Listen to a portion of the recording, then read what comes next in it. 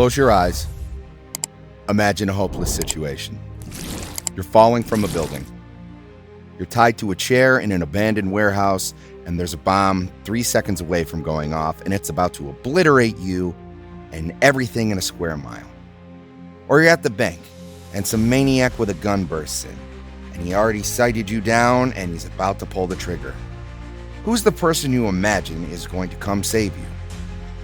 And why is it Superman? Since 1938, the Big Blue Boy Scout has been a part of our cultural zeitgeist. And although his popularity has waxed and waned through the years, he's still more recognized around the world than our current sitting president. His image has been used to sell millions in merchandise and even cigarettes, then later to not sell cigarettes. Don't smoke. It doesn't make you grown up. It makes you a loser. On all fronts, it's undeniable that Superman is a household name. And to test this, all you have to do is simply say, "Look up in the sky." And that's not even the line. The quote is actually, "Up in the sky, look! It's a bird! It's a plane! It's Superman!" I know, it's crazy, but there's plenty of lines people get wrong. Luke, I am your father. But really, it's, No, I am your father. That was from Star Wars. I know. kind of, but you said it wrong. Back to the topic at hand. Superman has had countless portrayals over the years. Some good. And I'm your mother. You take better care of yourself. Yes, ma'am. Some iconic. And some that are divisive. Please, stop! Why did you say that name? It's his mother's name. It's his mother's name. Regardless how you feel about the various incarnations of the character, there is one that is universally loved by all Superman fans, and that is the Fleischer cartoons. This absolute beast of a series was released in the early 1940s, 41 to 43 to be exact, and it's been well received and respected ever since. And there's a myriad of reasons for this. It's the first time the Man of Steel hit the silver screen. It's not the first incarnation of Superman, but it's close. The radio adaptation predates it by a year tops. It stands the test of time. These animations look insanely good, and it had a huge budget for the time. It really shows. The first episode had a budget of $50,000, with the remaining episodes at $30,000 each. That's the equivalent to $621,000 total today, which is exceptionally lavish for the time because most typical animated shorts cost about $9,000 to $15,000. But most importantly is it was innovative.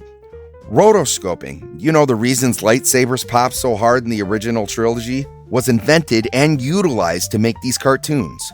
We saw what the Daily Planet looks like. Superman did not fly. He could only Leap tall buildings at a single bound. But I'm not here to give you a history lesson. There's better men for that. More interested men. I'm here to appreciate these cartoons. Here's 3 main reasons why I appreciate them. Let's start with the obvious. 1, the visuals. These animations are gorgeous. The movements are fluid, the colors pop, and the style is completely realized. This is truly a piece that understands the medium it's presenting in. Although it's influenced fantastic cartoons like Bruce Timm's animated universe and countless others, this is not stylized or a period piece. No, these are a reflection of the time they were written in. It's set in the fast-paced, incredibly prosperous, postmodern America of the 1940s. Yep, everybody's dressed to the nines, and the beautiful Art Deco architecture is on display. Superman is a square-jawed powerhouse of a figure, the American Hercules. Lois is all class, but drawn to look like the pinup girls of that age. And the bad guys, well, they look like bad guys. Even the fantastic machinations Superman fights have a practical feel to them. Look at the mad scientist machine right here. It's not built with some crazy future tech beyond our current understanding. It's moving parts in steam. You might not know exactly how it works, but you feel like you could almost figure it out. The robots aren't rogue AI. They run on radio waves, and their designs look like the fighter planes of that era. And even though this style has been emulated and paid homage countless times, it's never been truly replicated because you can't. We can never go back to the purity of this simply because it's been diluted by time itself and adulterated by the world that no longer thinks this way. 2. The concise storytelling. There is no fat on the Fleischer cartoons. None. The cartoons were only a reel of film long, meaning they had 8 to 10 minutes to work with. Problem is presented to Superman? Superman solves problem. That's it. No subplots, no twists, no cliffhangers. They didn't have the time. There also isn't a lot to explain. Every episode of this series gives you Superman's backstory in less than 20 seconds. Because at this point, keep in mind, in 1941, Superman is just barely 3 years old, still in his infancy. Superman flies for the first time ever in these cartoons because it was easier to animate. Ma and Pa Kent aren't even a thing yet. They're just... A passing motorist found the uninjured child and took it to an orphanage. Kryptonite won't even be introduced into the mythos until after production on these cartoons is wrapped. In case you're wondering, it was in June in 1943 on the radio show, and it didn't even make its way into the comics until November of 1949. Lex Luthor, Superman's big bad, was only introduced a year before production. And even though he has cameos, Superman's pal, Jimmy Olsen, won't show up by name into the comics until 1941. That's how new Superman was at the time these cartoons were made. And because of that, these cartoons emit a bright optimism of a bygone era. There was no inner turmoil in Superman. He's a man of action. Don't get me wrong, he struggles. He gets knocked down, but he gets back up and he starts swinging. I mean, look at him. He's punching a laser beam, for God's sakes. He isn't torn about lying to Lois about his true identity, and Lois isn't worried about the moral flexibility on being a good reporter or being a successful one. She's in it for the scoop. Nice going, Lois. Another great scoop for you. It was easy. Thanks to Superman. There's no convoluted backstory on why you should be sympathetic to the villains. They're bad guys because they do bad things. I mean, seriously, check this guy out. Even his bird is sinister. These are not just some of the earliest adaptations of the character.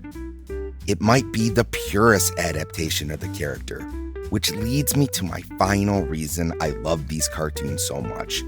Not just because of all the things I mentioned previously, not just because they were literally made available for the first time on home release the year I was born, so they've always been available to me.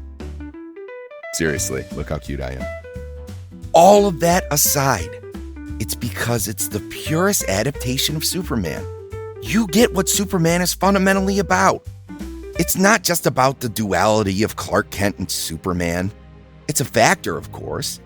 And it's definitely not about the lore or his power set.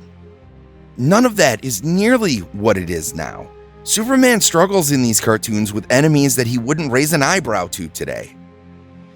And he doesn't save the day for personal gain or recognition. No. What Superman is about is he does it because it's the right thing to do.